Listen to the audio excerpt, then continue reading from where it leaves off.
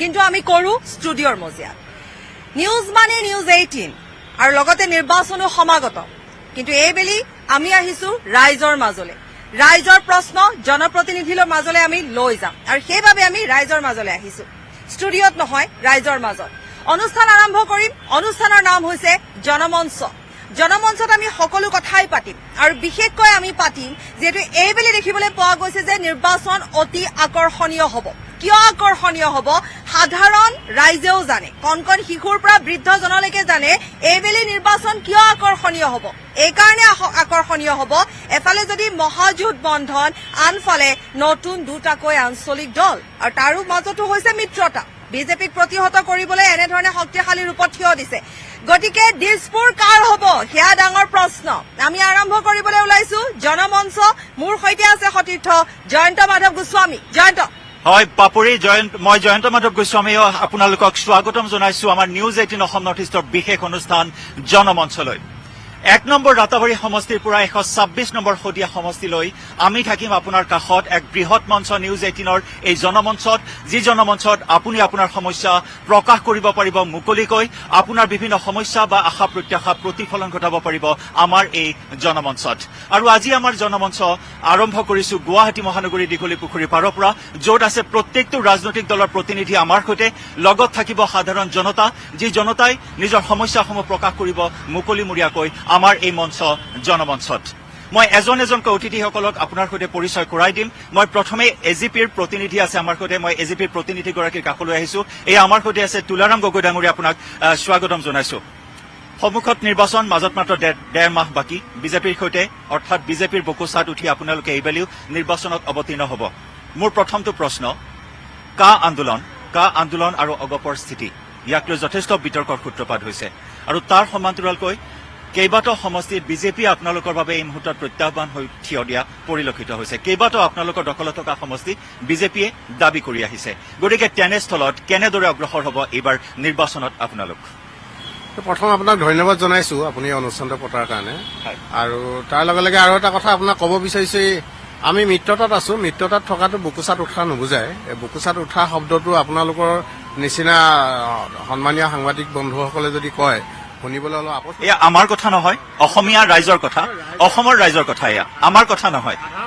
কা আন্দোলনত আপোনালোকৰ স্থিতি দেখিছে, তিনিগৰাকী মন্ত্ৰী পদত্যাগ কৰি আকৌ তেওঁলোকে দায়িত্ব অৰ্পণ কৰা হৈছে। হয়, সাধাৰণ ৰাইজ আৰু আপোনালোক যিহেতু সন্মানীয় সাংবাদিক, আপোনালোকৰ কথাবিলাক নিতান্তই সাধাৰণ ৰাইজৰ লগত তুলনা কৰিলে ভুল হ'ব।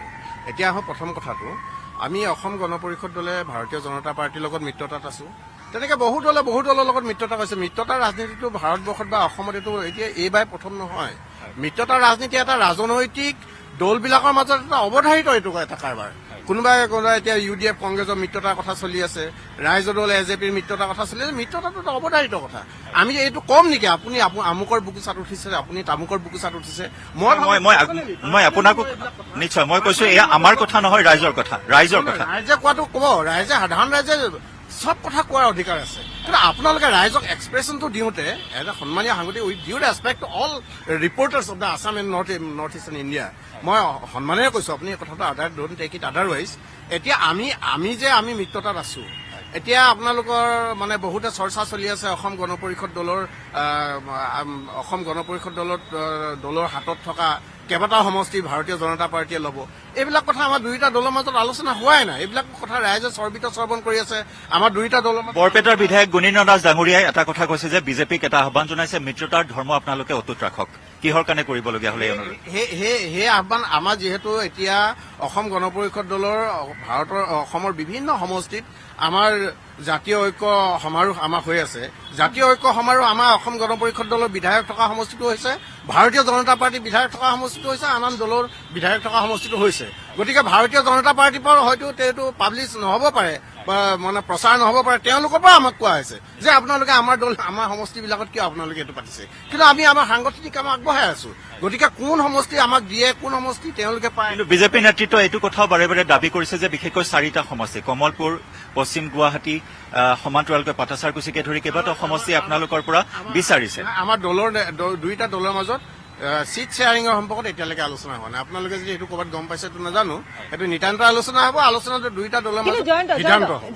নিশ্চয় মই পাপৰিৰ ওচৰলৈ যাম আমাৰ প্ৰশ্ন উত্তৰ বুলি নহয় আৰু হয়তো অন্য কোনোৱে হয়তো তেওঁক প্ৰশ্ন কৰিব পাৰে কাৰণ আপোনাৰ প্ৰশ্ন উত্তৰ তেওঁ দিছে আৰু হয়তো কাৰোবাৰ কিবা প্ৰশ্ন থাকিব পাৰে এজিপি লৈ গতিকে আমি সেই প্ৰশ্নসমূহ এবাৰ লৈ লওঁ কাৰোবাৰ থাকিব পাৰে মই আমাৰ জনমঞ্চ যিহেতু পাপৰি আৰু আপুনি উল্লেখ কৰিছে জনমঞ্চৰ প্ৰেক্ষাপট এইবাৰ বা নিৰ্বাচনী প্ৰেক্ষাপট যথেষ্ট আকৰ্ষণীয় আৰু ব্যতিক্ৰম মই এইবাৰ দুলু আহমেদ ডাঙৰীয়াৰ কাষলৈ আহিছো অসম জাতীয় পৰিষদৰ এটা গুৰুত্বপূৰ্ণ দায়িত্বত আছে আপুনি ভাইচ প্ৰেচিডেণ্ট নহয় জানো কংগ্ৰেছ দলৰ পৰা আপুনি ত্যাগ কৰি অসম জাতীয় পৰিষদ আহিবলগীয়া হ'ল সেই প্ৰেক্ষাপটটো আমি সকলোৱে গম পাইছো গতিকে নতুন দলত নতুন পৰিকল্পনা কেনেকুৱা আপোনাৰ নতুন দলৰ যিটো নতুন পৰিকল্পনা মই প্ৰথমে কোৱাৰ অলপ আগে মই আমাৰ যিগৰাকী অগপৰ প্ৰতিনিধি আছিলে তেখেতৰ আপোনাৰ কিবা প্ৰশ্নৰ এটা উত্তৰ তেখেতে অকণমান দিওঁতে অকণমান ধৰি লওক অকণমান উত্তেজিত হোৱা যেন মোৰ পৰিলক্ষিত হৈছে মই তেখেতক আপোনাৰ জৰিয়তে মানে এটা প্ৰশ্ন কৰিব বিচাৰিছো যে তেখেতে খুব সম্ভৱ কৈছিলে যে আপোনালোকে কৈ আছে যে অমুক চিট এৰিব তমুক চিট এৰিব আমাৰ মাজত কোনো তেনেকুৱা ধৰণৰ কথা বতৰা হোৱাই নাই আপুনি যোৱা কালিৰ বা পৰহিৰ এটা লখিমপুৰৰ ইছ্যু এটা চাব হিমন্ত বিশ্ব শৰ্মা ডাঙৰীয়াই চাইকেল ৰেলী এটা কৰিছিল আৰু তাৰে এলায়েন্সৰ অগপ বিধায়ক আছে উৎপল বৰা তেখেতে কৈছে যে এইবিলাক চাইকেল উৎপল দত্ত গতিকে এইবিলাক চাইকেল ৰেলী ভাড়াতীয়া লৈ আনিছে লখিমপুৰ চাৰিআলিৰ পৰা গতিকে যিমান চাইকেল ৰেলী আনক লাভ নাই গতিকে এইটো ধৰি লওক তেওঁ এগৰাকী জনপ্ৰতিনিধি বা বিধায়ক তেওঁৰ যিটো ষ্টেটমেণ্ট সেই ষ্টেটমেণ্টটোত কিন্তু এটা কথা স্পষ্ট প্ৰমাণ হৈছে যে এজিপি আৰু বিজেপিৰ চিটৰ মাজত এজিপি আৰু বিজেপিৰ চিটৰ মানে যিটো ভাগ বতৰা হ'ব তাত কিন্তু এটা নিশ্চয় সন্দেহজনক কথা এটা আছে গতিকে মই ভাবো এইবোৰ স্পষ্ট কৰিব লাগে কাৰণ মিত্ৰতাত আছে তেখেতসকলে গতিকে মিত্ৰতাত থকাৰ পিছত যদি দুইটা দলৰ দুগৰাকী বিধায়ক মন্ত্ৰীয়ে যদি এই ধৰণৰ প্ৰশ্ন দিয়ে আপোনালোকে নিশ্চয় প্ৰশ্ন কৰিব যে অমুক চিট এৰিব নেকি তাতে তেখেতে উত্তেজিত হোৱাৰ কোনো কাৰণ নাই মই ভাবো আৰু আপুনি এতিয়া যিটো কৈছে যে জাতীয় পৰিষদ দলৰ চাওক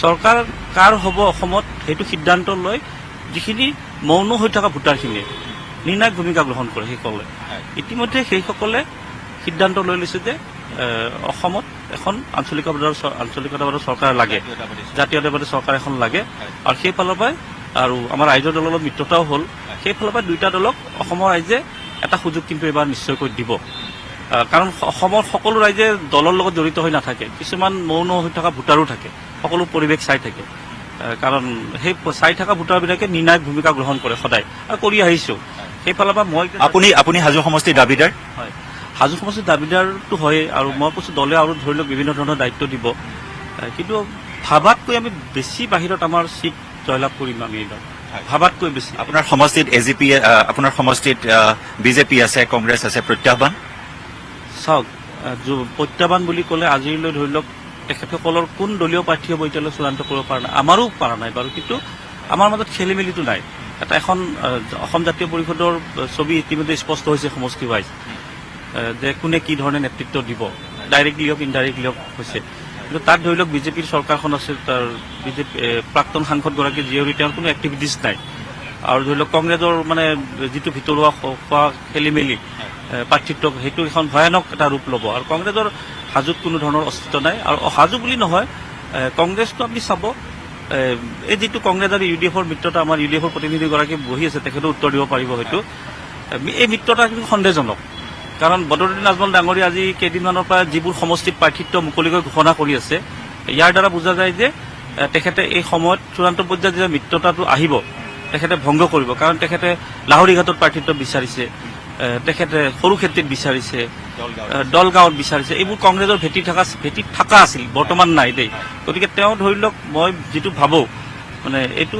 বদৰুদ্দিন আজমল ডাঙৰীয়াক ধৰি লওক বিজেপিয়ে তেওঁ যিবোৰ মন্তব্য দিছে লাভ হৈ আছে বিজেপিৰ আৰু বিজেপিৰ কোন নেতাৰ পৰিচালনাত তেওঁ এইবিলাক মন্তব্য দিছে অসমৰ ৰাইজে বুজি উঠিছে দুলু আহমেদ ডাঙৰীয়া যিহেতু আঞ্চলিক দলৰ কথা আহি পৰে অসম গণ পৰিষদে অসম জাতীয় পৰিষদ যেতিয়া জন্ম হৈছিল তেতিয়াই কৈছিলে যে গুৰুত্বহীন বুলি বা প্ৰত্যেকখন মঞ্চতে দেখিবলৈ পোৱা যায় যে অতুল বৰা ডাঙৰীয়া সাধাৰণতে এজেপি তেওঁলোকে কোনো ধৰণৰ গুৰুত্ব নাই বা গুৰুত্বহীন বা তেনেধৰণৰ এটা মন্তব্য কৰে যে এয়া তেওঁলোকে আচুক গালি পাৰে বা যি কি নহওক মুঠতে এটা বান আপোনালোকলৈ নিক্ষেপ কৰি থাকে তাৰ প্ৰতিক্ৰিয়া স্বৰূপে আপুনি কি ক'ব কাৰণ তেখেতো আছে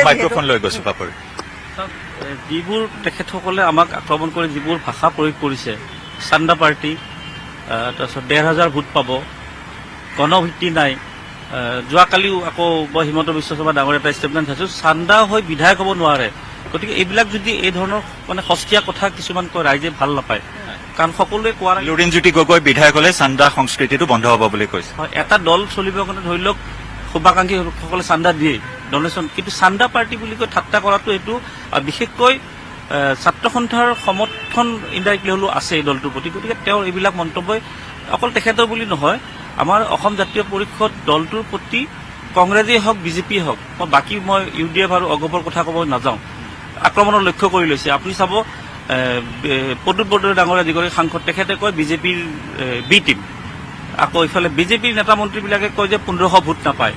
গতিকে এইবিলাক A team B team C team যি কৈ আছে কৈ থাকিব। আমি জয়ন্ত চলি থাকিব। আমি মাজত যিহেতু দুলু আহমেদ ডাঙৰীয়াই তেওঁৰ প্ৰতিক্ৰিয়া জনালে, গতিকে আমি তেখেতৰ প্ৰতিক্ৰিয়াও জানিম, কিন্তু তাৰ মাজতে জয়ন্ত আৰু বহু আছে দলৰ লোক আছে, আমি প্ৰত্যেকটো দলৰ প্ৰতিনিধিৰ ওচৰলৈ আমি যাম। মই এইবাৰ চম্পক তালুকদাৰ ডাঙৰীয়াৰ ওচৰলৈ আহিছো। চম্পক কলিতা ডাঙৰীয়া নিশ্চয় চম্পক কলিতা ডাঙৰীয়া আছে, এলায়েন্সৰ কথা আহিছে, মহাজোঁট বন্ধনৰ কথা আহিছে, আৰু যথেষ্ট গৰম হৈ আছে ৰাজ্যৰ ৰাজনীতি কংগ্ৰেছ আৰু AIUDFৰ এই মহাজোঁট বন্ধনক কেন্দ্ৰ কৰি, কিয়নো AIUDFে কিমানটা আসন বিচাৰিব, কিমানখন আসন বিচাৰিব, কংগ্ৰেছে কিমানখন আসন এৰি দিব, এয়া কিন্তু আজিৰ দিনটোৰ 1 লাখ টকীয়া প্ৰশ্ন। এতিয়া চূড়ান্ত সিদ্ধান্ত দুয়োটা দল উপনীত হোৱা নাই। বিশেষ সূত্ৰৰ পৰা জানিব পৰা হৈছে যে 32খনকৈ আসন আপোনালোকৰ পৰা দাবী কৰা হ'ব কংগ্ৰেছক। চাওক, মই আপোনাৰ সেই আমাৰ এলায়েন্সৰ বিষয়ে আহোঁ, তাৰ আগতে আমাৰ এংকাৰে আৰম্ভ কৰোঁতে কৈছিল কি এইবাৰ ইলেকশ্যনটো তাৎপৰ্যপূৰ্ণ বা ইলেকশ্যনটো খুব ব্যতিক্ৰম, কিন্তু আপুনি 4টা দশকৰ যদি আপুনি নিৰ্বাচন আপুনি চায়, তেতিয়াহ'লে এই নিৰ্বাচনটো এইকাৰণেই তাৎপৰ্যপূৰ্ণ আৰু ব্যতিক্ৰমী নিৰ্বাচন হ'ব কি অসম চুক্তি বাতিল হোৱাৰ পিছত প্ৰথম বিধানসভা নিৰ্বাচন। সেইকাৰণে 855 জন 6 বছৰীয়া অসম আন্দোলন, ইমান ডাঙৰ এটা আন্দোলনৰ পিছত আমি এখন চুক্তি পালো। সেই চুক্তিখন ছাত্ৰ সন্থাৰ প্ৰাক্তন সভাপতি মুখ্যমন্ত্ৰী হৈ থকাৰ অৱস্থাত, ছাত্ৰ সন্থাৰ প্ৰাক্তন সভাপতি 5জনমান মন্ত্ৰী হৈ থকা, কেবিনেট মন্ত্ৰী হৈ থকাৰ সময়ত আহি পেলাই আক্ষৰিকভাৱে অসম চুক্তি বাতিল হ'ল। তাৰ পিছত এইটো প্ৰথম নিৰ্বাচন। সেইকাৰণে এই বিধানসভা নিৰ্বাচনটো যথেষ্ট তাৎপৰ্য বহন কৰিব। আৰু দুলু আহমেদক আপুনি কিছু প্ৰশ্ন কৰোঁতে মই শুনি আছিলো, কিন্তু এই যে তুচ্ছ তাচ্ছিল্য কৰি আছে বিজেপি বা অসম গণ পৰিষদে অন্যান্য ৰাজনৈতিক দলক, কিন্তু তেওঁলোকে জানি পেলাই দুলু আহমেদ ডাঙৰীয়া এটা গুৰুতৰ অভিযোগ উত্থাপন কৰিছে যে কোন বিজেপি নেতাৰ নিৰ্দেশত আপোনালোকে বা বদৰুদ্দিন আজমলে এনেকুৱা ধৰণৰ মন্তব্য কৰিছে। কিন্তু এই যে অন্যান্য ৰাজনৈতিক দলৰ ক্ষেত্ৰত যিটো তুচ্ছ তাচ্ছিল্য কৰি আছে, তেওঁলোকৰ হাতত আছে, IB আছে, ইণ্টেলিজেন্স আছে, তেওঁলোকে জানে কি তেওঁলোকৰ ভৰিৰ তলৰ মাটি নাই। মই যে ক'লো অসম চুক্তি বাতিল হ'ল, ট্ৰিমেণ্ডাছ আণ্ডাৰ কাৰেণ্ট আছে কিন্তু অসমত কাৰ বিৰুদ্ধে, সেইটো আপোনালোকে নিৰ্বাচনত গম পাব। বাকী দুলু আহমেদে যিটো কথা কৈছে, সেইটো দুলু আহমেদে অন্যান্য কাৰোবাৰ লগত শুনি পেলাই বা ক'ব লাগে বুলি কৈছে, কাৰণ AIUDF দলটো জন্ম হোৱাৰ পিছত 10 বছৰ কংগ্ৰেছৰ গভমেণ্ট হৈছে। AIUDFৰ যেতিয়া হায়েষ্ট পাৰফৰ্মেন্স আছিলে 2011ত, তেতিয়া 18টা, তেতিয়া কংগ্ৰেছ 78। যদি UDFৰ কাৰণে বিজেপি ক'ৰবাত সুবিধা হ'ল হয়, 2006ত হ'ব লাগিছিল, 2011ত হ'ব লাগিছিল। এইটো এটা এণ্টি কংগ্ৰেছ ভোট তেওঁলোকে 16ত পাইছে, আৰু প্ৰতিষ্ঠান বিৰোধী ঢৌ এটা আছিল। আৰু আপোনালোকে জানে কি যিডাল গছত ফল লাগে সেই গছলৈ পাথৰ মাৰা হয়। সেইকাৰণে মৌলানা বদৰুদ্দিন আজমল ডাঙৰীয়া বা AIUDF দল এটা ইমান প্ৰাসংগিক দল, যেনেকে আজি AGPক মানে সমালোচনা নকৰে, কাৰণ অসম গণ পৰিষদ এটা অপ্ৰাসংগিক ৰাজনৈতিক দল, কিন্তু আজি য'তেই যায় UDF, কাৰণ UDF এটা প্ৰাসংগিক অসমৰ ৰাজনীতিত এটা মানে আপোনাৰ অতি প্ৰাসংগিক ৰাজনৈতিক দল, আৰু অতি প্ৰাসংগিক ৰাজনৈতিক নেতাৰ কাৰণে সকলো শক্তিয়ে তেওঁক আক্ৰমণ কৰে। নিশ্চয়, মই আপোনাৰ কাষলৈ আহিম। এটা অপ্ৰাসংগিক দল, আকৌ একেটা অভিযোগ উত্থাপিত হৈছে, এসময়ৰ এটা শক্তিশালী আঞ্চলিক ৰাজনৈতিক দল অসম গণ পৰিষদক এনেদৰে সকলো ৰাইজে কটাক্ষ কৰিছে বা ৰাজনৈতিক দলসমূহে কটাক্ষ কৰিছে। আজিৰ তাৰিখত অগপ এটা অপ্ৰাসংগিক দল, আপোনাৰ প্ৰতিক্ৰিয়া? নহয়, কোনোবা অসম গণ পৰিষদ দল প্ৰাসংগিক নে অপ্ৰাসংগিক, যি আক্ৰমণ প্ৰত্যাক্ৰমণ চলি থাকিব, কিন্তু সময় হৈছে চমু বাণিজ্যিক বিৰতিৰ। জয়ন্ত, গতিকে এইখিনিতে আমি এটি বিৰতি লৈ লওঁ। উভতি আহিছো খন্তেক বাণিজ্যিক বিৰতিৰ পাছত, আৰু ইতিমধ্যে আমি আৰম্ভ কৰিছো আমাৰ জনমঞ্চ। গতিকে আমি আলোচনা এনেধৰণে অব্যাহত ৰাখিম, কিন্তু দৰ্শকসকলক এইখিনিতে আন এটা কথা আমি জনাওঁ যে এইবেলিও কেৱল মাথো গুৱাহাটীত বুলি নহয়, বিভিন্ন প্ৰান্তলৈ আমি যাম। তেওঁলোকৰ মনৰ ভাৱ আমি গ্ৰহণ কৰিম আৰু অধিক আকৰ্ষণীয় কৰি তুলিম আমাৰ আন এক আকৰ্ষণীয় অনুষ্ঠান ককাইদেৱে কি কয়। ককাইদেউ আছে আমাৰ সৈতে, অৰ্থাৎ ৰাজু বৰুৱা। আমি ৰাজুক আমন্ত্ৰণ কৰিছো। ৰাজু, আপুনি আহক, আমি দৰ্শকক পৰিচয় কৰাই দিওঁ আৰু ৰাজুৱেও কিছু সময় দিব জয়ন্তক, অৰ্থাৎ মই কিছু সময় বিৰতি লওঁ নেকি ৰাজু? এয়া ৰাজু বৰুৱা, এয়া ৰাজু বৰুৱা এটা কেমেৰা পাৰ্চন। জনপ্ৰিয় চৰিত্ৰ পাপৰি নিশ্চয়। আমাৰ নিউজ 18 অসম নৰ্থ ইষ্টৰ এটা জনপ্ৰিয় অনুষ্ঠান ককাইদেৱে কি কয় আৰু ককাইদেউৰ চৰিত্ৰত এই আমাৰ জ্যেষ্ঠ সাংবাদিক ৰাজু বৰুৱা। ৰাজু, আমি ইলেকশ্যন আহি আছে মাজত মই ৰাজুৰ হাতত বাকী- বুমটো দি দিছো। ৰাজুৱে হয়। কিছু সময় জয়ন্তক সংগ দিব। আপুনি বিভিন্ন স্থান পৰিভ্ৰমণ কৰিছে, ঠিক তেনেদৰে লোকসভা নিৰ্বাচনৰ প্ৰাক্ষণতো আপুনি গৈছিল, পঞ্চায়ততো গৈছিল আৰু এইবাৰ বিধানসভা নিৰ্বাচন। গতিকে এইবাৰ সম্পূৰ্ণ পৃথক 2016তকৈ 2021 চনৰ নিৰ্বাচনী প্ৰেক্ষাপট নহয় জানো? নিৰ্বাচন আহি আছে, মই কিন্তু সাজু। আপুনি সাজুনে? মই মানে ককাইদেউ। ৰাইজ ইলেকশ্যন পালেহি, মই কিন্তু ৰেডি। মই মানে ককাইদেউ। ভোটাৰে কি বিচাৰে, পাৰ্টি নে প্ৰাৰ্থী? ককাইদেৱে কি কয়, সোমবাৰৰ পৰা শনিবাৰলৈ বিয়লি 4:30 বজাত আৰু নিশা 10 বজাত। এইবাৰ ককাইদেউ বিভিন্ন স্থানলৈ যাব, লোকসভা বা বিধানসভা পঞ্চায়ত নিৰ্বাচনলৈ যেনেকে গৈছিলো, এইবাৰো আমি মানুহৰ মাজলৈ যাম। আমি পাৰ্টীৰ মানুহৰ কথা আমি নুশুনো, প্ৰাৰ্থী যিসকলে ভোট দিব ভোটাৰৰ কথা আমি শুনিম, ভোটাৰে আচলতে কি কয়। আমি যেতিয়া লোকসভাত গৈছিলো বা পঞ্চায়ত নিৰ্বাচনত গৈছিলো জয়ন্ত, সেই সময়ত আমি দেখিছিলো যে বিভিন্নজনে বহু টিভি চেনেলে বা বাতৰি কাকতে বিভিন্ন সমীক্ষা তেওঁলোকে কৰিছিল, কিন্তু মই যি সমীক্ষা কৰিছিলো সেই সময়ত কিন্তু সমীক্ষা মোৰ শুদ্ধ আছিল। মই এতিয়াও ক'ব পাৰো, বিভিন্নজনে সেই কথা দাবীও কৰে। অৱশ্যে সেই নিজৰ কথা কোৱাটো অনুচিত, কিন্তু মই তথাপি কৈছো যে আমি ভোটাৰৰ মাজলৈ গৈছিলো। বিভিন্নজনে কি কয় আচলতে, কাৰ প্ৰভাৱ পৰিছে নাই। সেই সময়ত কা আন্দোলনৰ ভৰপক সময় আছিলে, কিন্তু কাৰ প্ৰভাৱ কিন্তু পৰা নাছিলে, সেই কথা আমি গাঁও অঞ্চলত গৈ পেলাই গম পাইছিলো। গুৱাহাটীৰ মাজমজিয়াত থাকি যদি কাৰ কথা কোৱা যায় যে কাৰ প্ৰভাৱ পৰিছে বা কিবা কথা কোৱা যায়, কিন্তু সেয়া প্ৰভাৱ কিন্তু নপৰে বহুত সময়। গতিকে সেই সময়ছোৱাত আপুনি যেতিয়া ককাইদেৱে কি কয় কৰিবলৈ গৈছিলে, সেই সময়ছোৱাত ময়ো আপোনাক গোলাঘাটত লগ পাইছিলো কিছু সময়ৰ বাবে। চম্পক কলিতা ডাঙৰীয়ে কিছু সময়ৰ পূৰ্বে কাৰ প্ৰসংগ উত্থাপন কৰিলে। মই প্ৰশ্ন নকৰো, কিন্তু সেই প্ৰসংগ হয়তো জয়ন্ত লৈ যাব। কাৰ তেতিয়া ভৰপক আছিল, প্ৰভাৱ কিন্তু কতো পৰা নাছিল, ৰিজাল্টত ওলাই পৰিছিল। খুব জমনি কথা এটা সেইকাৰণে পাপৰি কওঁ যে সেই সময়ত যেতিয়া পাপৰিয়ে শ্ব'টো কৰি আছে, আপুনি কৰি থকাৰ ঠাইলৈ মই গৈছিলো। সেই সময়ত আমাৰ তাৰ স্থানীয় সাংবাদিকে লৈ গৈছিলে। তাত কেইজনমানক পালো, তেওঁলোকে ক'লে যে কাৰ একদম সাংঘাতিক প্ৰভাৱ আছে, এইবাৰ বিজেপি কোনো প্ৰকাৰে নহয় বা এজেপি কোনো প্ৰকাৰে নহয়। কিন্তু সেই সময়তে মই এটা কথা, যেতিয়া মই দোকানসমূহলৈ সোমাই গলো, তাত কিন্তু সম্পূৰ্ণ ছবি ওলোটা। গতিকে মই এটা কথা গম পাওঁ যে যেতিয়া আমি মানুহ গেডাৰিং কৰি লওঁ, তেতিয়া পাৰ্টীৰ মানুহ আমি মাতো, বিভিন্ন প্ৰাৰ্থী থাকে, তেতিয়া কথাটো অলপ বেলেগ হৈ যায়। কিন্তু যেতিয়া আমি গ্ৰাউণ্ড লেভেললৈ যাওঁ, তৃণমূললৈ যাওঁ, তেতিয়া কিন্তু সম্পূৰ্ণ ছবি বেলেগ এখন ছবি তেতিয়াহ'লে আমি দেখিবলৈ পোৱা আলোচনাৰ যায়। মাজলৈ যাওঁ। এইটো এটা আন এক প্ৰসংগ, যিটো প্ৰসংগ এইবাৰ আমি গৈ আছো খুব শীঘ্ৰেই সোমবাৰৰ পৰা আপোনালোকে দেখিবলৈ পাব। আমি ইতিমধ্যে কমলপুৰলৈ গৈছিলো, কমলপুৰৰ ছবিখন আপোনালোকে সোমবাৰে 4:30 বজাত আপোনালোকে দেখিবলৈ পাব আৰু ৰাতি 10 বজাত তাৰ পোনপটীয়া সম্প্ৰচাৰ হ'ব। অৰ্থাৎ ককাইদেৱে কি কি কয় যাবলৈ নাপাহৰিব হয়। নিউজ 18ত। আমি আগবাঢ়িম আমাৰ অনুষ্ঠানৰ মাজলৈ ৰাজু। মই পাপুৰি, যিহেতু আপুনি কৈছে যে ভৰপক আছিলে 2019 চনত কা প্ৰসংগ, এইবাৰ আপুনি কি পালে? আপুনি কমলপুৰ আহিলে পৰিভ্ৰমণ কৰি, এইবাৰ কেনেকুৱা ধৰণৰ কাক লৈ কেনেকুৱা স্থিতি হ'ব পাৰে? কম সময়ৰ এজেপি বা ৰাইজৰ দল?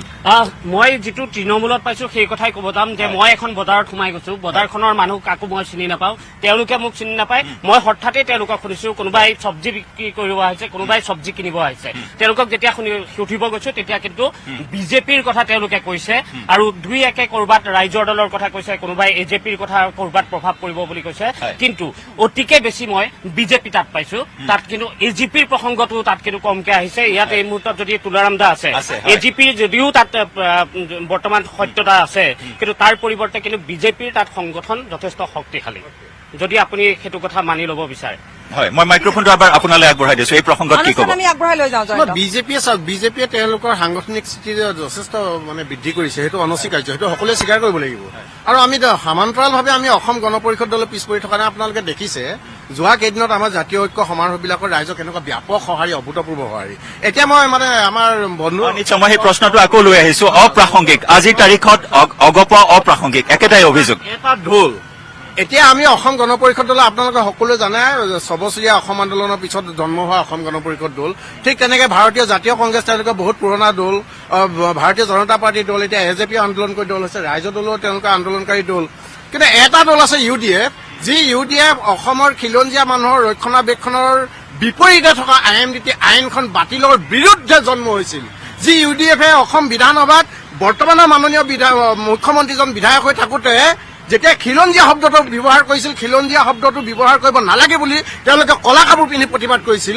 সেই UDF দলে অসম গণ পৰিষদ দলক অপ্ৰাসংগিক বুলি ক'ব, ইয়াতকৈ হাস্যকৰ, ইয়াতকৈ বাতুলামি ইয়াৰ একো নাথাকে। অসমৰ ৰাইজে এইবিলাক দেখিছে। UDF দলে কাৰ সমৰ্থন লৈ আহিছে, UDF দলে কাৰ চাপোৰ্টত আহিছে, কাক ৰক্ষণাবেক্ষণ দিবলৈ UDF দল আহিছে, এইবিলাক অসমৰ ৰাইজে জানে। তেওঁলোকৰ বা প্ৰাসংগিক অপ্ৰাসংগিক কথা অসম গণ পৰিষদ দলে মানে চাওক, এতিয়া অসম চুক্তি বাতিল কৰি আনা যিটো ৰাজনৈতিক দল বিজেপি, আজি অসম গণ পৰিষদ দলে ৰাজ্যসভাত বীৰেন্দ্ৰ কুমাৰ গোস্বামীয়ে ভোট দিয়াৰ পিছতো আজি পিটিচন দাখিল কৰিছে। AGP-য়ে নিজকে আঞ্চলিক ৰাজনৈতিক দল বুলি কয়, সেইকাৰণে এই মাত্ৰ কলে কমল পুৰৰ বিধায়ক আছে, কিন্তু তাত AGP-ৰ নাম শুনা নাই। আৰু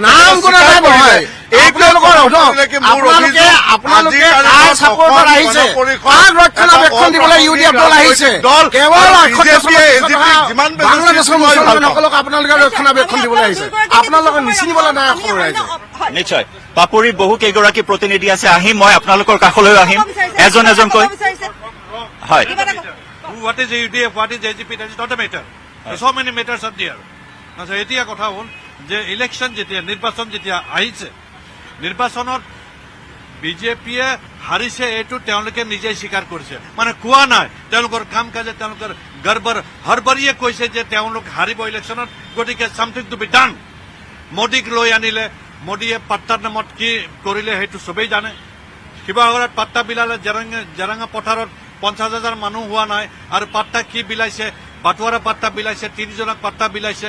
গতিকে এইবিলাক যিবিলাক কৰিছে, হৰবৰী কৰিছে, হৰবৰী। গতিকে তেওঁলোক যে হাৰিব, যোৱাকালি চিৰাঙত অমিত শ্বাহ আহিছে, লগত হেমন্ত গৈছে, যিজন মানুহক লগ কৰিছে তেওঁ মানে পলাতক, উত্তৰ ৱেষ্ট বেংগল চৰকাৰে তেওঁক নন বেলেবল ৱাৰেণ্ট ইছ্যু কৰিছে, ইছ্যু কৰি তেওঁক মানে জেলত ভৰাবৰ কাৰণে তেওঁ পলাই আহিছে। অসমত আছে, অসম চৰকাৰে ৰক্ষণাবেক্ষণ দিছে। মানুহটো আকৌ আহিম আমি আপোনাৰ ওচৰলৈ। এইবিলাক কথা ইছ্যু, তাৰপাছত অসমৰ কোনটো সমস্যাৰ সমাধান কৰিছে? নিশ্চয় আমি সমস্যাৰ মাজলৈ আহিম। বহু প্ৰতিশ্ৰুতি, নিশ্চয় বহুতো প্ৰতিশ্ৰুতি দিয়া হল, এই প্ৰতিশ্ৰুতি কিমান দূৰ পালন কৰা হল, সকলো ইছ্যু আপোনালোকৰ কাষলৈ লৈ আহিম।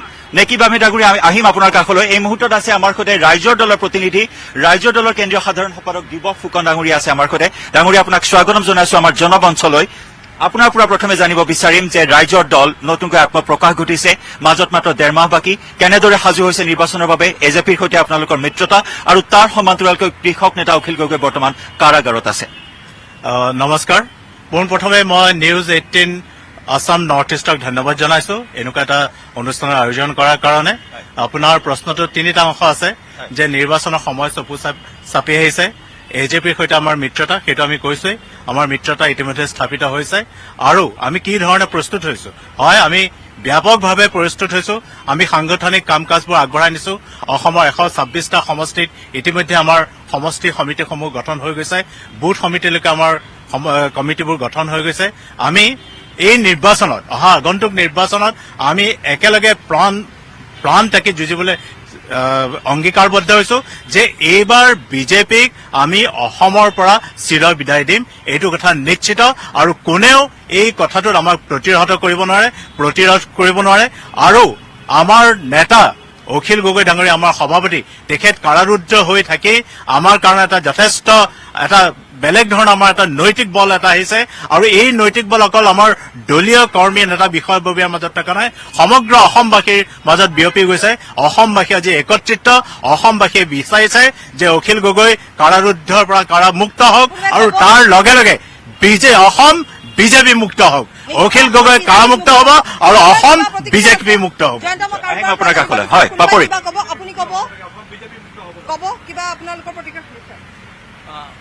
মোৰ কুৱেশ্যনটো চৰকাৰী পক্ষক কৰিম, কাৰণ আমি চৰকাৰক নিৰ্বাচিত কৰি পঠাইছো।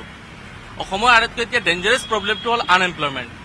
অসমৰ জনসংখ্যাৰ 75% এগ্ৰিকালচাৰৰ ওপৰত ডিপেণ্ডেণ্ট, 69% ডাইৰেক্টলি এমপ্লয়েড এগ্ৰিকালচাৰত।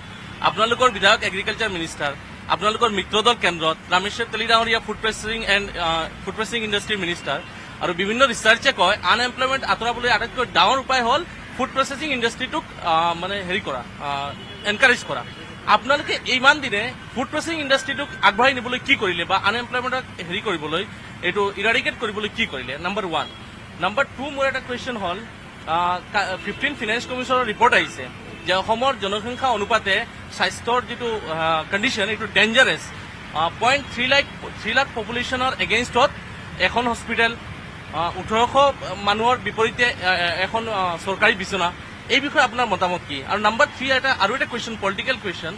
আপোনালোকৰ সাংসদ বীৰেন্দ্ৰ কুমাৰ বৈশ্য ডাঙৰীয়াই পাৰ্লিয়ামেণ্টত কাৰ মানে বিলখনৰ ভোটিঙৰ সময়ত পাৰ্লিয়ামেণ্টত এগেইনষ্টত ক'লে, কিন্তু ভোটিং কৰিলে ফেভাৰত। সেইটোৰ বিষয়ে আপোনাৰ মতামত কি? মই ৰামেশ্বৰ তেলী বা ভাৰতীয় জনতা পাৰ্টি মই স্পক্স পাৰ্চন নহয়। মই আপোনাৰ ৰামেশ্বৰ তেলী সম্পৰ্কীয় ভাৰতীয় জনতা পাৰ্টি সম্পৰ্কীয় উত্তৰ মই আপোনাক দিব নোৱাৰিম। তেওঁলোকে ভাৰতীয় জনতা পাৰ্টি কোনোবা যদি ইয়াত আছে বন্ধুসকল তেওঁলোকে দিব। এতিয়া কথা হ'ল আমাৰ মাননীয় অসম গণ পৰিষদ দলৰ যিজন সভাপতি মাননীয় অতুল বৰা ডাঙৰীয়া অসমৰ কৃষিমন্ত্ৰী। এইজন কৃষিমন্ত্ৰীৰ দিনত আপোনালোকে জানি ভাল পাব কৃষকসকলৰ উৎপাদিত সামগ্ৰী আগতকৈ বহুত বৃদ্ধি পাইছে। এইবিলাক তথ্যই কোৱা কথা দেই, মই মনে আজি কোৱা কথা নহয়। আৰু এইজন কৃষিমন্ত্ৰীৰ দিনত অসমৰ কৃষকসকলৰ উৎপাদিত কৃষিজাত সামগ্ৰী পৃথিৱীৰ বিভিন্ন দেশলৈ তেওঁলোকে ৰপ্তানি কৰিবলৈ সক্ষম হৈছে।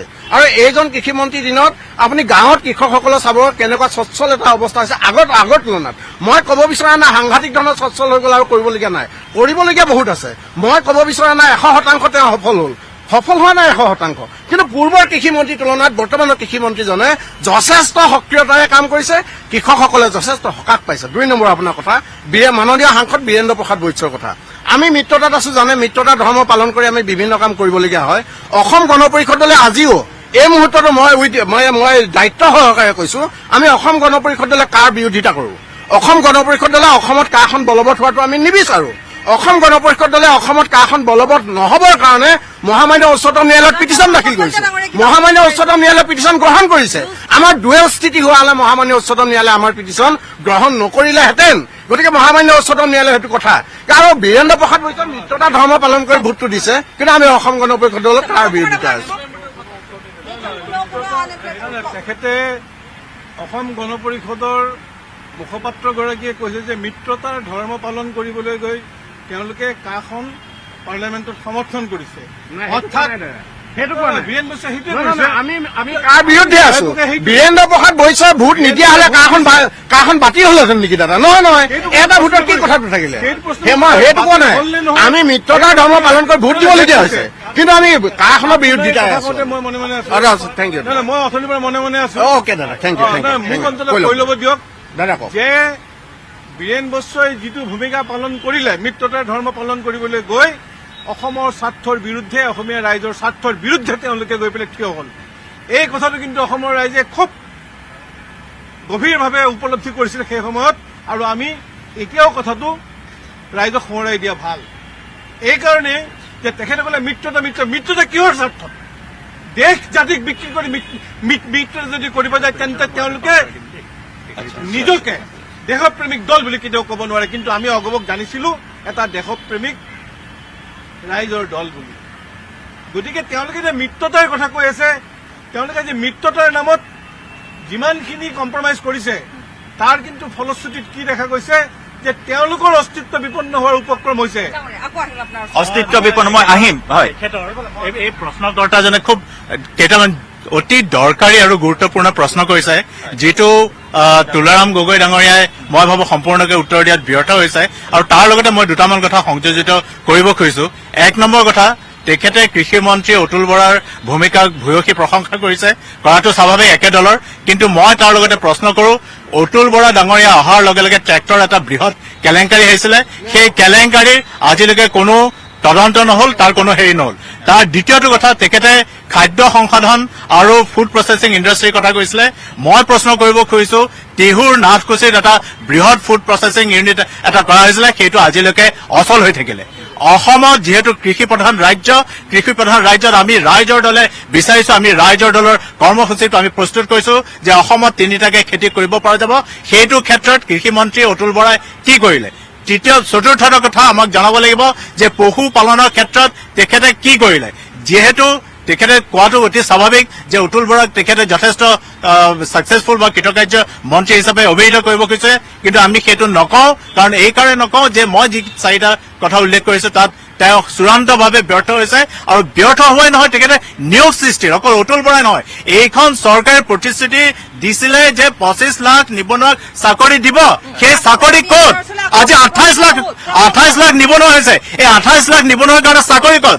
মূল প্ৰশ্নবোৰ হৈছে সেইবোৰ। মূল এই প্ৰশ্নলৈ আহিম নিশ্চয়। আজি মইতো আপোনালোকে যেতিয়া কেতিয়া বোলে এটা প্ৰগ্ৰাম পাতিব AIUDFৰ কিয় জন্ম হ'ল মই উত্তৰ দিম। তেওঁলোকে এটা ভুল প্ৰচাৰ কৰি আছে IMDTৰ কাৰণে AIUDFৰ জন্ম হ'ল।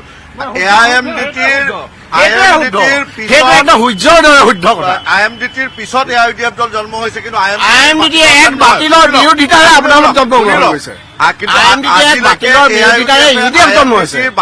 বাংলাদেশৰ পৰা 71 চনৰ পিছত অহা বাংলাদেশৰ মুছলমান ৰক্ষণাবেক্ষণ UDF জন্ম হৈছে। অসমৰ ভাষা সংস্কৃতি বৃদ্ধি কৰাৰ কাৰণে UDF জন্ম হৈছে। অসমৰ ভাষা সংস্কৃতি বিনাশ কৰাৰ কাৰণে UDF জন্ম হৈছে। UDFক চিনি নাপাবলৈ নাই অসমৰ ৰাইজে।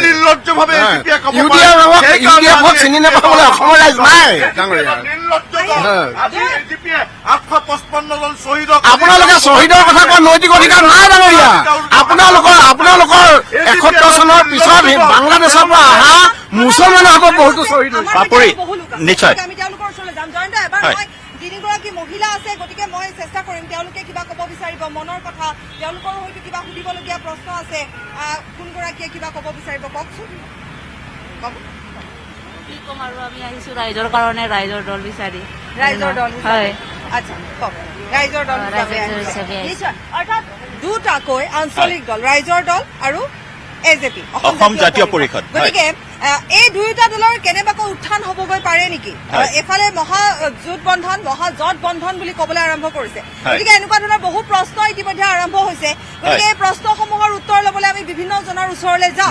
কিন্তু জয়ন্ত, আপুনি এটা প্ৰশ্ন কৰিব বিচাৰিছে। হয়, পাপৰি এটা অতি স্পৰ্শকাতৰ প্ৰসংগ ইয়াত উত্থাপিত হৈছে। মেহদী আলম বৰা ডাঙৰীয়া, হয় হয়, আপুনি উল্লেখ কৰিছিল, কাৰ প্ৰসংগৰ কথা উল্লেখ কৰিছিল? শেহতীয়াকৈ ৰঞ্জন গগৈ ডাঙৰীয়াই উচ্চতম ন্যায়ালয়ৰ প্ৰাক্তন মুখ্য ন্যায়াধীশ তেওঁ কেলকাতাত এটা অতি গুৰুত্বপূৰ্ণ মন্তব্য কৰিছে যে কা যদি প্ৰৱৰ্তন হয় তেতিয়াহ'লে অসমীয়া জাতি বিপদত পৰিব, আৰু কা আৰু NRC দুয়োটা বিৰুদ্ধ বিষয় বুলি তেওঁ আকৌ এবাৰ স্পষ্টকৈ উল্লেখ কৰিছে। সেই প্ৰসংগত আপুনি কি ক'ব?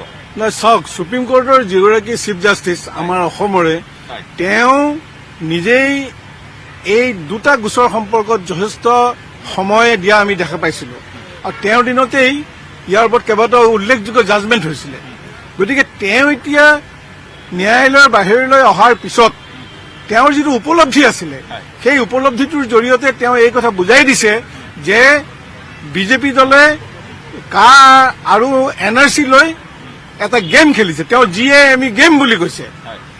তেওঁৰ বক্তব্য মই শুনিছো, তেওঁ কৈছে যে এইটো এটা গেম, অৰ্থাৎ গেম মানে কি, ৰাজনৈতিক খেলা। গতিকে উচ্চতম ন্যায়ালয়ৰ চিফ জাষ্টিচ গৰাকী, যিগৰাকীয়ে এই কেছটো নিজেই ৰায়দান কৰিছে, সেইগৰাকীয়ে যেতিয়া কৈছে যে ইয়াত ৰাজনৈতিক দলৰ খেলা সোমাই আছে, তেতিয়া আমি বুজিব লাগিব যে বিজেপি দলে কেতিয়াও এখন শুদ্ধ NRC নিবিচাৰে, আৰু কাখন তেওঁলোকে অসমৰ ৰাইজৰ। কিন্তু ডাঙৰীয়া, কিন্তু সময় আমাৰ বিৰতি হৈছে। গতিকে আমি এইখিনিতে এটি চমু বাণিজ্যিক বিৰতি লৈ লৈছো। আঁতৰি নাযাব, পুনৰ উভতি আহিম আপোনালোকৰ এই বৃহৎ মঞ্চ জনমঞ্চলৈ।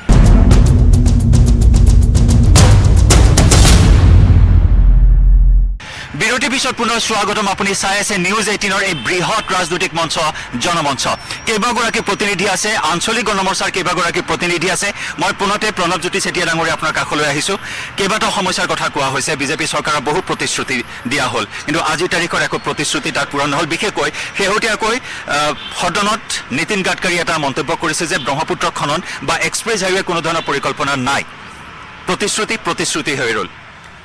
চাওক, এক্সপ্ৰেছ হাইৱে বুলিয়েই নহয় বা আজি ব্ৰহ্মপুত্ৰ খননেই নহয়, আজি বিজেপি গভৰ্ণমেণ্টে আমাক প্ৰথম দিনাৰ পৰাই মিছা কথা কৈ আহিছে। যিমানখিনি ক'লে, আজিলৈকে যিমান প্ৰতিশ্ৰুতি দিলে, আমি সকলোৱে দেখা পাইছোঁ তেওঁলোকে মাত্ৰ এটা মিছাৰ এখন প্ৰতিশ্ৰুতি, এখন দীঘলীয়া লিষ্ট আমাৰ আগত দাঙি ধৰিলে। আমি ক'লে নদী বান্ধ আমি নকৰোঁ, নদী বান্ধ কৰিলে, মাটি নিদিওঁ, মাটি দিলে, ৰাস্তা বনাম বুলি কৈ ৰাস্তা নবনালে, আজি পেট্ৰল ডিজেলৰ মূল্য বৃদ্ধি নকৰোঁ বুলি কয়, 2-1 গৰু গাড়ীত উঠিছিলে। মূল্য বৃদ্ধি কৰি এনেকুৱা পৰ্যায় পোৱালৈকে যে যিটো পৰ্যায়ত আমি ভাবিব নোৱাৰা এটা পৰিস্থিতি হৈছে। আপোনালোকৰ মতে ভেলকি বেজীৰ চৰকাৰ বিজেপি চৰকাৰ আপোনাৰ কাষলৈ আহিছোঁ ডাঙৰীয়া আপোনাৰ পৰিচয়টো? অলপ বৰুৱা, হয় মই মৰ্চাৰ উপসভাপতি। আপোনাৰ অভিযোগ? অভিযোগ মানে কি আৰু এইখন হৈছে আমাৰ আজিৰ যিখন চৰকাৰ, এইখন মূল কথাটো হৈছে কৰ্পৰেটৰ প্ৰীতি চৰকাৰ। আজি কৰ্পৰেট লবিৰ স্বাৰ্থতে গোটেই কাম কৰা হৈছে। আজি মোদী ডাঙৰীয়াই নহয়, আৰম্ভণিৰ পৰাই এইখিনি কৰি কৰি কৰি আজিকালি সকলো বিকাৰ অৱস্থা কৰিলেগৈ। গতিকে আজি বাজেটটো একে অৱস্থা হৈছে। আজি বাজেটটো গোটেইটো কৰ্পৰেট প্ৰীতি, তাৰ বাহিৰেতো অন্য একো নাই। কাৰণ কৰ্পৰেট লবিক যদি তেওঁলোকে সন্তুষ্ট কৰিব নোৱাৰে, মোদী ডাঙৰীয়া এক দিনো আসনত থাকিব নোৱাৰে, এইটো কাৰণে স্পষ্ট। কাৰণ তেওঁলোকে প্ৰথম আৰৰ পৰাই যি ৰাজনীতি আৰম্ভ কৰিছে, কংগ্ৰেছেও কৰিছিলে, কিন্তু কংগ্ৰেছে এনেকুৱা ধৰণে কৰা নাছিলে। কংগ্ৰেছ আছিলে কাৰণে মই কৈছোঁ আগতে কিছুমান জেগাত যে কংগ্ৰেছ হ'ল গুৰি পৰুৱাই যেনেকৈ অকণমান অলপ অলপ খাই যেতিয়া একেবাৰে শেষ হয় তেতিয়াহে ঘৰক কৰাব, তেতিয়া গম পাই যে খালে। কিন্তু এওঁলোক নহয়, এওঁলোকে ডাম্পাৰ JCB লগাই দিছে। মই ৰাইজৰ দলৰ প্ৰতিনিধিৰ কাষলৈ আহিছোঁ। ডাঙৰীয়া আপোনাৰ কাষলৈ আহিছোঁ, আপোনাৰ পৰিচয়টো জনাব আৰু কি অভিযোগ আছে চৰকাৰৰ বিৰুদ্ধে এই মুহূৰ্তত? হয়, মোৰ নাম অভিজিত তালুকদাৰ। মই ৰাইজৰ দলৰ কামৰূপ মেট্ৰৰ কাৰ্যকৰী সভাপতি। অভিযোগৰ বিষয়ে আপুনি আমাক সুধিছে, অভিযোগটো যথেষ্ট আছে। যোৱা 5টা বছৰত এইখন যি বিজেপি আৰু অগপ মিত্ৰজোঁটৰ যিখন চৰকাৰ, তেওঁলোকে ৰাইজৰ উন্নয়নৰ দিশতেই হওক, বিভিন্ন আনুষংগিক বিষয়বিলাকত অনেক মানে কথাৰ ফুলজাৰি তেওঁলোকে মাৰিলে। পাপুৰি আৰু আছে কেইবাগৰাকীৰ প্ৰতিনিধি, মই মাইক্ৰফোন আপোনাৰ হাতত তুলি দিছোঁ। নিশ্চয় জয়ন্ত প্ৰতিনিধি আছে, আপোনাৰ কুৱেশ্যন এটা আছিলে, হয় কওক। মোৰ কুৱেশ্যন এটা হ'ল AJP আৰু UDF-লৈ। AJP মানে AJPৰ মই পোষ্টাৰবিলাকত দেখি আছোঁ যে ইউনিভাৰ্চেল বেচিক ইনকাম বুলি কিবা এটা আগবঢ়াব। মই যিটো সেইখিনি পঢ়ি গম পাইছোঁ, এইটো ইউনিভাৰ্চেল নহয়, এইটো টাৰ্গেটেড ইউনিভাৰ্চেল, কিয় এটা ছেকশ্যন অফ পপুলেশ্যনক দিব। এতিয়া মোৰ প্ৰশ্ন হ'ল, লুৰিণজ্যোতি গগৈৰ নিচিনা ইমান আৰ্টিকুলেট, ইমান টেলেণ্টেড, তেওঁৰ দলৰ পৰা এনেকুৱা এই ইউনিভাৰ্চেল বেচিক ইনকাম বস্তুবিলাক দেখিলে আমি হতাশ নহ'ম নেকি? কিয় আমিতো বহুতে প্ৰশ্ন কৰিছে আমি হিতাধিকাৰী সৃষ্টি কৰিব যাম নেকি? আমি কিয় এমপ্লয়মেণ্টৰ কথা নাপাতোঁ? আৰু ADF-লৈ মোৰ এটা কুৱেশ্যন হ'ল যে আপোনালোকে এটা প্ৰজেক্ট কৰে যে আপোনালোকে এটা ছেকশ্যন অফ পপুলেশ্যনক আপোনালোকে ৰিপ্ৰেজেণ্ট কৰে। অলৰেডি আপোনালোকে এতিয়ালৈ চৰকাৰত অহা নাই, এইবাৰো আহিব নাই ঠিক নাই, কিন্তু এনেকুৱা যদি চৰকাৰত নাহে আৰু যদিও গোটেই ছেকশ্যনটো আপোনালোকক ছাপোৰ্ট নকৰে, কিন্তু প্ৰজেক্ট কৰে আপোনালোকে সেইটো ছেকশ্যনক ৰিপ্ৰেজেণ্ট কৰে। গতিকে যেতিয়া আপোনালোকে চৰকাৰ গঠন কৰিব নোৱাৰে, তেনেকুৱা কৰিব গৈ আপোনালোকে সেই ছেকশ্যনটোক পলিটিকেলি ইৰেলেভেণ্ট কৰা নাই নেকি? আচ্ছা, এনেকুৱা ধৰণৰ প্ৰশ্ন নিশ্চয় আৰু বহুতৰে আছে, কাৰ থাকিব পাৰে? অসম জাতীয় পৰিষদ আৰু AIDF-লৈ প্ৰশ্ন আছে। অসম জাতীয় পৰিষদ এটা উত্থান বুলি এক প্ৰকাৰ ক'ব পাৰি যদিও, কিন্তু এতিয়াও আচলতে প্ৰশ্ন আছে যে কিমান দূৰ আপোনালোকে উত্থান আপোনালোকৰ ঘটিব পাৰে, বা যি কি নহওক আঞ্চলিক দলৰ কথা আছে। আপোনালোকৰ কিবা প্ৰশ্ন আছে, আপোনালোক ৰাইজৰ দলৰ তৰফৰ পৰা আপোনাৰ কিবা প্ৰশ্ন থাকিব পাৰে? নাই থাকিব পাৰে। আপোনাৰ এটা প্ৰশ্ন আছে, কালৈ আছে প্ৰশ্নটো? EVM লৈ প্ৰশ্ন। এই EVM বোলা যে বস্তুটো আছে, ই বৰ মোদী বস্তু, মোদী হাউ টু মোদী, এনেকুৱা মোদী টাইপ বস্তু। গতিকে EVM-ক যদি আমি ছাৰ্ভিলেঞ্চ কৰিব নোৱাৰোঁ, ৰখৱালা কৰিব নোৱাৰোঁ, তেতিয়াহ'লে things will be go against আছ। এইটো কিন্তু সবাই চাব লাগিব। আৰু এটা কথা, আপুনি হিতাধিকাৰীৰ কথা ক'লে, আচলতে হিতাধিকাৰী ৰাজনীতিকৰণ প্ৰত্যেকখন চৰকাৰে কৰিয়ে থাকে। হিতাধিকাৰী ৰাজনীতিকৰণ এটা ৰাজনীতিকৰণ বুলিয়ে ক'ব পাৰি, কাৰণ হিতাধিকাৰীক লৈ বিভিন্ন ধৰণৰ আঁচনি মুকলি কৰে। গতিকে সেইবোৰ কিমান দূৰ সফল হয় সেয়া আমি সকলো জ্ঞাত। কিন্তু যি কি নহওক, আপোনাৰ দুটা প্ৰশ্ন আছিল, মই দুয়োটা প্ৰশ্ন দুয়োগৰাকী প্ৰতিনিধিৰ ওচৰলৈ লৈ যাম। প্ৰথমতে আপোনাৰ ওচৰলৈ আহিছোঁ। আমাৰ ৰাজ্যৰ ফালৰ পৰা যিগৰাকী প্ৰতিনিধি হিতাধিকাৰী প্ৰতিটো চৰকাৰে চৰকাৰ থাকিলে আহে বুলি কয়, কিন্তু আমিতো এতিয়ালৈ চৰকাৰত অহা নাই, প্ৰথম কথা। আৰু দ্বিতীয় কথা, মানে ইতিমধ্যে ৰাইজে সিদ্ধান্ত লৈছে। মই কিয় কওঁ কথাখিনি, 2 মাহ পিছত নিৰ্বাচন, 2 মাহ পিছততো এখন পৰিষ্কাৰ ছবি অসমৰ ৰাইজে দেখিবলৈ পাব। প্ৰথম কথা মই আহোঁ ধৰি লওক বিজেপিৰ কিছুমান ধৰি লওক আঁচনি সম্পৰ্কে। বিজেপি চৰকাৰখন আজি 5 বছৰে হ'ল, মোটামুটি 5 বছৰে হ'ল। আপুনি চাব কি কেইদিনৰ পৰা আঁচনিৰ ওপৰত আঁচনি ঘোষণা কৰি আছে। মই বেলেগ আঁচনিৰ বিষয়ে নাযাওঁ, এটা খুব গুৰুত্বপূৰ্ণ আঁচনিৰ বিষয়ে মই যাতে ৰাইজে গম পায় মই এইটো ক'ব লাগিব। সেই আঁচনিটো হৈ গ'ল, আমি আজি কেইদিনমানৰ পৰা শুনি আছিলোঁ বা সংবাদ মাধ্যমযোগে জানিব পাইছিলোঁ যে মাইক্ৰ' ফাইনেন্সৰ যিবোৰ বন্ধন বেংকৰ লোন, সেইবোৰ চৰকাৰে মাফ কৰি দিব। এইটো স্পষ্টকৈ সকলোৱে গম পায়। আজি বহুত আমাৰ ইয়াতে পিছফালে মহিলাসকল বহি, হয়তো তেখেতসকলেও ইয়াৰ উত্তৰ দিব পাৰিব। মাফ কৰিব বুলি কোৱাৰ পিছত কিন্তু আজিলৈ তেখেতসকলক এখন চাৰ্টিফিকেট দিয়া নাই। কালি যেতিয়া নিৰ্বাচন শেষ হ'ব, শেষ হোৱাৰ পিছত বেংক বিষয়ে যেতিয়া সেই হিতাধিকাৰী ঘৰবোৰত যাই লোন পৰিশোধ কৰাৰ কাৰণে প্ৰেছাৰ দিব আৰু তেখেতসকলে যেতিয়া চাৰ্টিফিকেট দেখাব নোৱাৰাৰ লগে লগে তেখেতৰ পৰিয়ালটো কি ধৰণে বিপদত পৰিব চাব। ভৱিষ্যতত তেখেতৰ পৰিয়ালটো যদি কেতিয়াবা ছাত্ৰ ছাত্ৰীৰ ক্ষেত্ৰত কিবা যদি লোন এপ্লাই কৰে, তেখেতে এবাৰ লোন ফেইল হৈ যোৱাৰ লগে লগে পিছলৈ ৰেকৰ্ডটো বেয়া থাকিলে কোনো বেংকে লোন নিদিব। গতিকে এইবোৰ সৃষ্টি কৰিছে। যোৱাকালি এটা মৰিগাঁৱত এটা ইনচিডেণ্ট হ'ল, এই মানে ঋণৰ কিস্তি আনিব যাতে হত্যা কৰিলে এগৰাকী যুৱকক, যোৱাকালিৰ কথা এইটো। গতিকে এইবিলাক মিছা প্ৰলোভনৰ ৰাজনীতি অসমৰ ৰাইজে দেখিছে। আৰু লগতে আৰু এটা মই কথা ক'ব খুজিছোঁ যে আজি অগপৰ প্ৰতিনিধিগৰাকী বহি আছে। আজি ৰাইজৰ দলে হওক বা আমাৰ জাতীয় পৰিষদৰ জন্ম পোৱা মূল উদ্দেশ্যটো হ'ল যে তেখেতসকলে আঞ্চলিকতাবাদটো জীয়াই ৰাখিব নোৱাৰিলে, মন্ত্ৰিত্ব ত্যাগ কৰি আকৌ তেখেতসকলে নিজা স্বাৰ্থত মন্ত্ৰিত্বলৈ অসমত আঞ্চলিকতাবাদটো নিষেধ কৰিলে। সেইটো উত্তৰ কিন্তু ৰাইজে দিব, সেইটো উত্তৰ ৰাইজে দিব। আপোনালৈ এটা প্ৰশ্ন আছিল। তেওঁ মোলৈ প্ৰশ্ন কৰিছে, তথাপিতো প্ৰাসংগিক কথা লগত কৈ লওঁ। হিতাধিকাৰী আৰু যিটো কথা কৈছে, কিন্তু আচল মতে হিতাধিকাৰী নহয়, এইটো অলপ দেখিবলৈ ভাল কাৰণে, শুনিবলৈ ভাল কাৰণে কয়। আচলতে মই কৈ আছো, আচল মতে ভোটাৰ সৃষ্টি কৰা। তেওঁলোকে ভোটাৰ সৃষ্টি কৰে, কিন্তু নাগৰিক সৃষ্টি নকৰে। কাৰণ ভোটাৰ ইউজ এণ্ড থ্ৰ', কিন্তু নাগৰিক সৃষ্টি কৰিলে তেওঁক অধিকাৰ দিব লাগিব। মই গুৰুপ্ৰসাদ শৰ্মা, মই অলপতে পৰিৱেশ বিজ্ঞানী হিচাপে অৱসৰ লৈছোঁ আৰু মই বৰ্তমান ৰাইজৰ দলৰ লগত সংযুক্ত হৈছোঁ। মই খালি ক'ব খোজোঁ যে এতিয়া আমাৰ এনেকুৱা এটা সময়, যিটো সময়ত আমি মানে তৰ্ক বিতৰ্ক বা কাজিয়া পেচাল কৰিব নালাগে। আমি খালি এতিয়া কৰ্ম কৰিব লাগে, আৰু কি কৰ্ম কৰিব লাগে সেইটো আমাৰ অসমৰ ৰাইজে ইতিমধ্যে গম পাইছে। আৰু বিজেপি চৰকাৰে যি ধৰ্মীয় মেৰুকৰণ কৰিলে, কিন্তু মইতো ভাবোঁ তেখেতসকলে ধৰ্ম নিশ্চয় কৰা নাই, কাৰণ যি মানুহে ধৰ্ম কৰে তেওঁলোকৰ কৰ্মবিলাক ভাল হয়। গতিকে মই তেখেতসকলে খালি ধৰ্মীয় মেৰুকৰণ কৰিব পাৰে, আৰু কিন্তু তেওঁলোকে ধৰ্ম কৰিব নাজানে। গতিকে তেখেতসকলক মই নাস্তিক বুলিহে কৈছোঁ।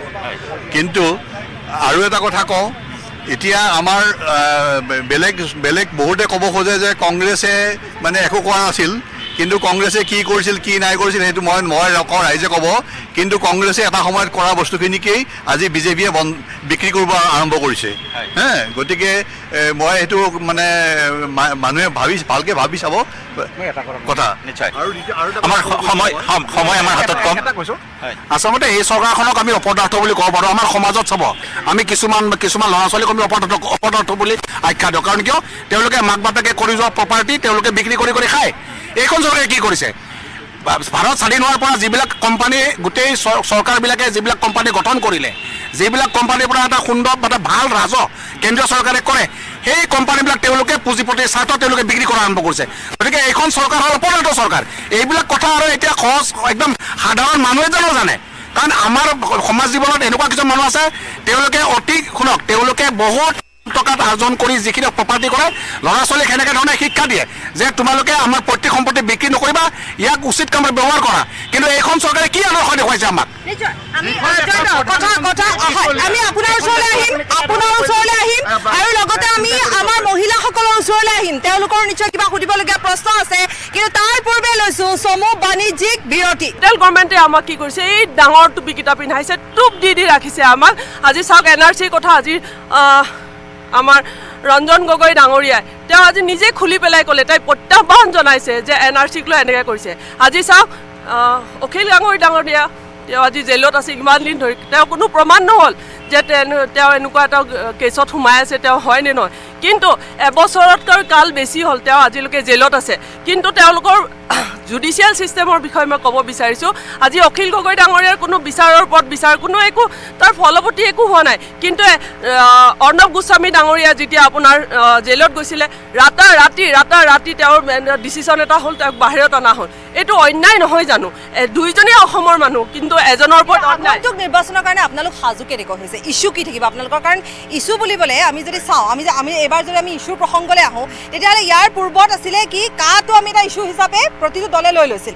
মই নতুন দুটা দলৰ কথা নাই কোৱা দেই, কাৰণ আপোনালোক যিহেতু নতুনকৈ জন্ম হৈছে, সেই সময়ছোৱাত দেখিবলৈ পোৱা গৈছিলে যে কাক এটা ইছ্যু, কিন্তু তেতিয়া ইমান ফলপ্ৰসূ নহ'ল। এইবেলি ইছ্যু কি আছে আপোনালোকৰ? আৰু এটা মই কথা ক'ব বিচাৰিছোঁ, ইয়াতে যে ফৰেন ফাণ্ডিঙৰ কথা আছে, মই নহয় যিসকল মানুহে ইমান চিঞৰি চিঞৰি কথা কয় যে ফৰেনৰ পৰা টকা আনি পেলাই এইটো কৰিছে এটলিষ্ট কিবাটো আহিছে ফৰেনৰ পৰা আৰু আপোনালোকে ব্লেম দিলেতো নহ'ব টেৰৰিষ্ট আনিছে অমুক কৰিছে তমুক কৰিছে এজন মানুহে যদি IAS IPSৰ কাৰণে ট্ৰেইনিং ইনষ্টিটিউট খুলিছে এজন মানুহে যদি হস্পিটেল খুলিব পাৰিছে আপোনালোকে ক্লেপ দিব লাগে যে চাওক আমি আপোনালোকক সদায় প্ৰত্যাহ্বান জনাওঁ মিয়া বুলি আমি আপোনালোকক সদায় গৰিহণা দিওঁ কিন্তু আপোনালোকে এজন মাইনৰিটিয়ে মেজৰিটিক কি দি আছে lethal weapon that is education because education is the lethal weapon to remove the darkness আজি যদি আমাৰ অসমখন উন্নয়ন কৰিব লগা হয় আমি প্ৰথমতে চাব লাগিব আমাৰ ল'ৰা ছোৱালীখিনি স্কুলত গৈছে নাই খাব পাৰিছে নে নাই পাহৰি যাওক আমাৰ ল'ৰা ছোৱালী যদি স্কুলত গৈছে তেতিয়াহে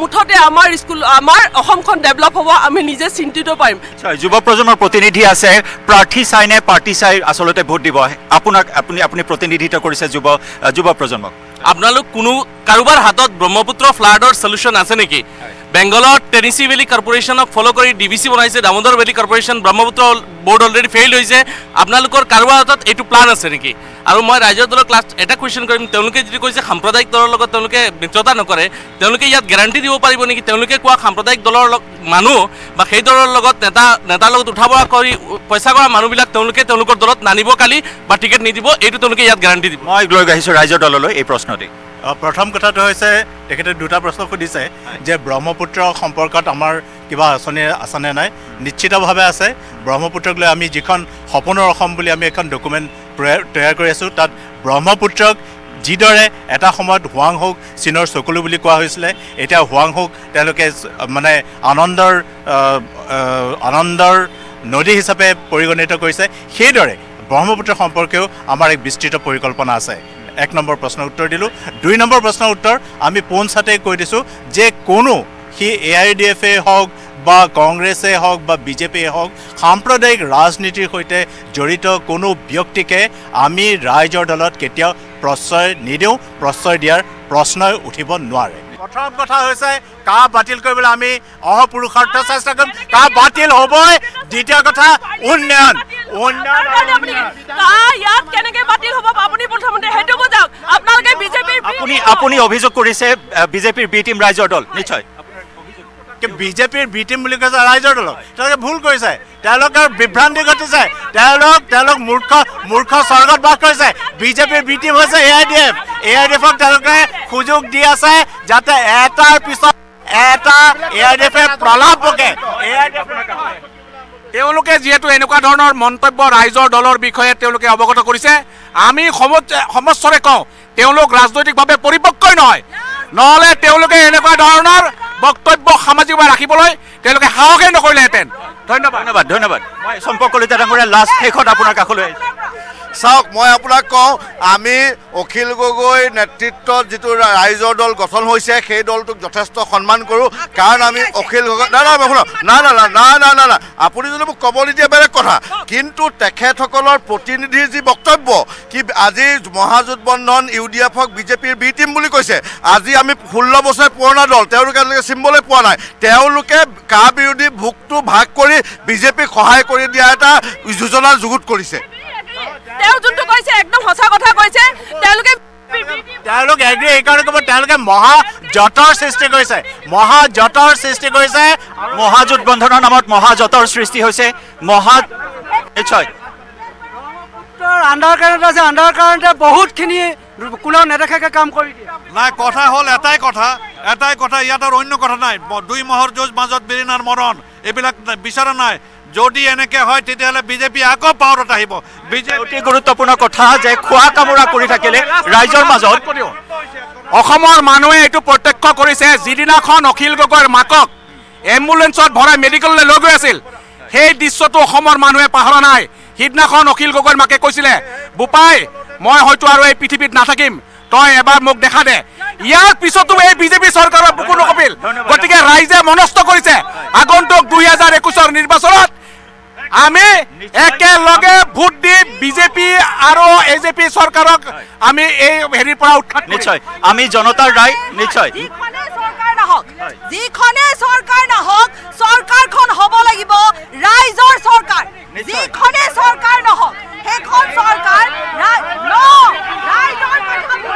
আটাইকে ধন্যবাদ জ্ঞাপন কৰিছো, আটাইকে আমি ধন্যবাদ জ্ঞাপন কৰিছো। এতিয়া মূল প্ৰতিদ্বন্দিতা ৰাইজৰ দল অসম জাতীয় পৰিষদ ভাৰ্চেছ অগপ বিজেপি ভাৰ্চেছ কংগ্ৰেছ AUDF আৰু জোটবন্ধন। গতিকে কোনে শেষ হাই মাৰিব তাৰ বাবে আমি অপেক্ষা কৰিব লাগিব। নিশ্চয় যিখনে চৰকাৰ নহওক সেই চৰকাৰখনে ৰাইজৰ কাৰণে চিন্তা কৰিবই লাগিব। বাৰে বাৰে ভুৱা প্ৰতিশ্ৰুতি নহয়। যিয়ে নহওক আমি জনমঞ্চলৈ পুনৰ আহিম, অন্যান্য ঠাইলৈ আমি যাম আৰু আপোনালোকেও চাবলৈ নাপাহৰিব আমাৰ আন এক অনুষ্ঠান ককাইদেৱে কি কয়। নিশ্চয় নিউজ 18 অসম নৰ্থ ইষ্টৰ বৃহৎ অনুষ্ঠান, বৃহৎ মঞ্চ, ৰাইজৰ মঞ্চ কাইলৈ উপস্থিত হ'ব নগাঁও নেহেৰুবালিত। চাবলৈ নাপাহৰিব কাইলৈ সন্ধিয়া 7:50 লাইভ ৰাইজৰ দল। বিদায় লৈছো এই অনুষ্ঠানৰ পৰা। ধন্যবাদ, শুভৰাত্ৰি।